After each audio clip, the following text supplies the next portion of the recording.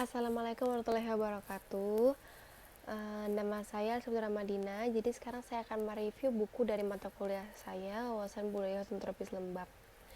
Pada bab 8-nya, yaitu tentang upaya pelestarian dan keberlanjutan budaya di lingkungan hutan tropis Lembap Kalimantan.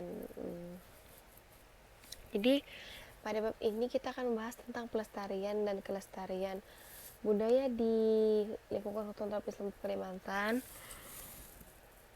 Dan juga bisa disebut sebagai budaya pelestarian dan konservasi.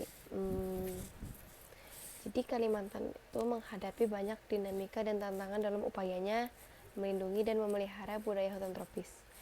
Tentunya hal ini dipengaruhi oleh perubahan budaya dan sosial itu sendiri.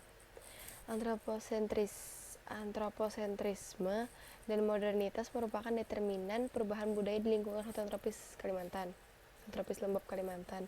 Pemanfaatan sumber daya hutan secara keseluruhan dan sumber daya alam di lingkungan hutan tropis Lembap Kalimantan menambah perkembangan sosial, budaya, dan ekonomi di Kalimantan. Jadi sekarang kita akan masuk ke masa nomaden dan ladang berpindah.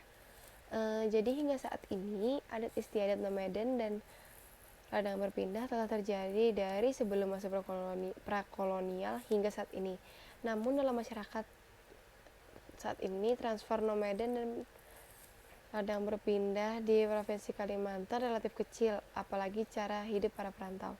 Hanya sedikit komunitas Dayak yang tersisa mempraktikannya. Sebagian besar masyarakat Kalimantan, khususnya Dayak, di pedalaman memilih pemukiman dan pekerjaan yang permanen.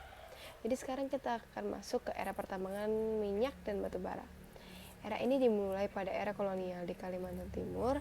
Minyak awalnya ditambang oleh Sanga-Sanga dan Belanda. Balikpapan dan Tarakan yang sekarang merupakan Kalimantan Utara. Bahkan Balikpapan dan Tarakan dikenal sebagai kota minyak.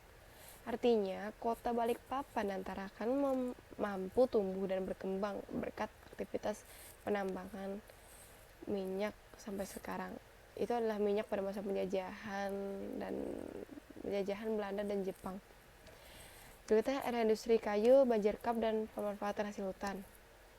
Jadi era banjir kap dikenal sebagai banjir industri perkayuan di Kalimantan, khususnya Kalimantan Timur. Christoph Obidzinski pada tahun 2003 membuat disertasi Logging in East Kalimantan, Indonesia, Illegal Historical Expediency oleh University of Amsterdam dan menjelaskan proses invasi hutan di Kalimantan Timur.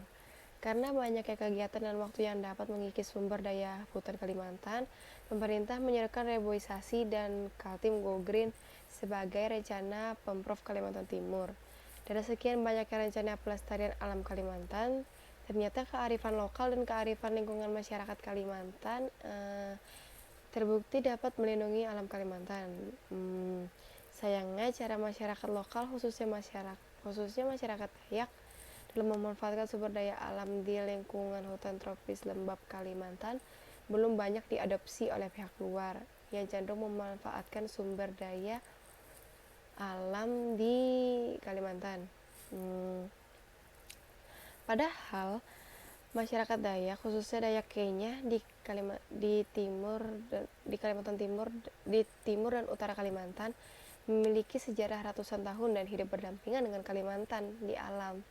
Keakraban dengan hutan dan sungai memungkinkan masyarakat Dayak di Kalimantan untuk menciptakan kelestarian dan keberlanjutan penggunaan alam. Jadi sekian dari saya. Pelajaran yang dapat kita peroleh dari bab ini adalah yang pertama, kita mempelajari tentang metode konservasi dan pemeliharaan hutan tropis di lahan basah Kalimantan, hutan tropis Lembap Kalimantan. Yang kedua, kita mempelajari tentang era Kalimantan itu sendiri serta kelebihan dan kekurangannya. Sekian dari saya. Wassalamualaikum warahmatullahi wabarakatuh.